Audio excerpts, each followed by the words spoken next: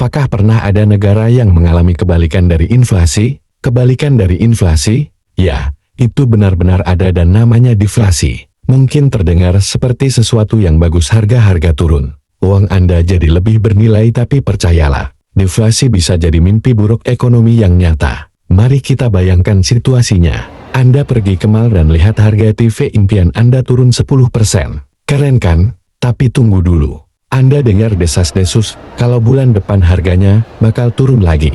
Jadi Anda putuskan untuk menunda pembelian. Ternyata bukan cuma Anda yang berpikir begitu. Banyak orang melakukan hal yang sama.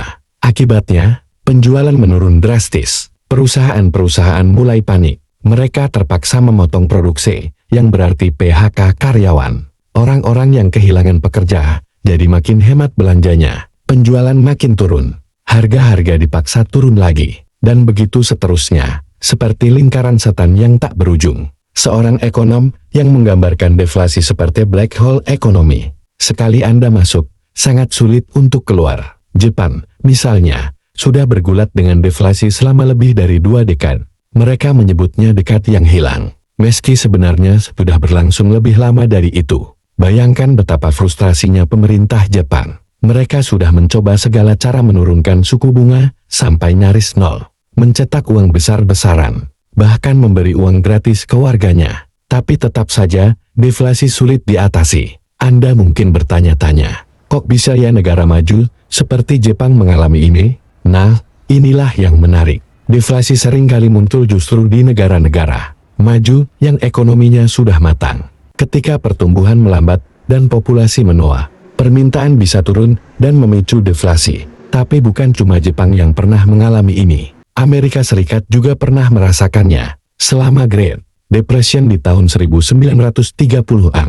Bayangkan, harga-harga turun sampai 10% per tahun. Kedengarannya bagus? Tidak juga.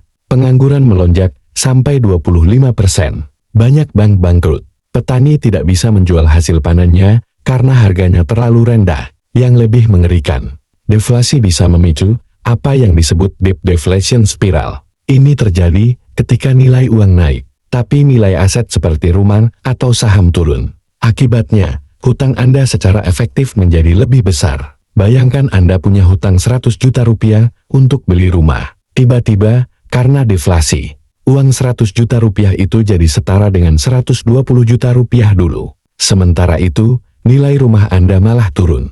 Mengerikan, bukan? Lalu, apa yang bisa dilakukan untuk mengatasi deflasi? Ini dia tantangan besarnya. Kebijakan moneter tradisional, seperti menurunkan suku bunga seringkali tidak cukup. Bahkan ada istilah zero lower bound. Situasi di mana bank sentral sudah tidak bisa menurunkan suku bunga lagi karena sudah mencapai nol.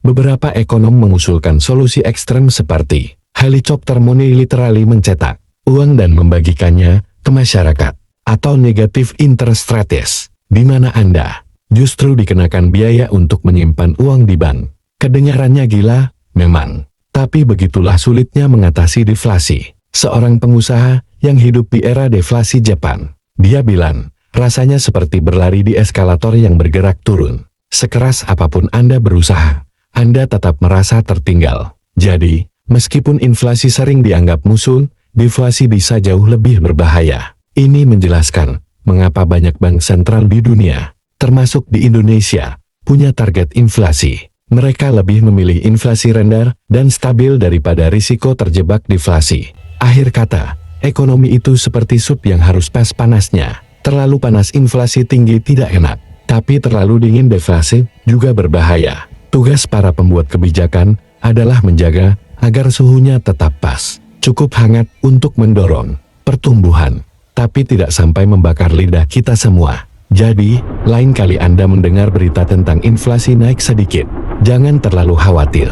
Mungkin itu justru tanda bahwa ekonomi kita masih hidup dan berkembang. Yang perlu kita waspadai adalah ketika harga-harga mulai turun tanpa sebab yang jelas. Karena bisa jadi, itu adalah tanda-tanda awal dari black hole ekonomi yang disebut deflasi.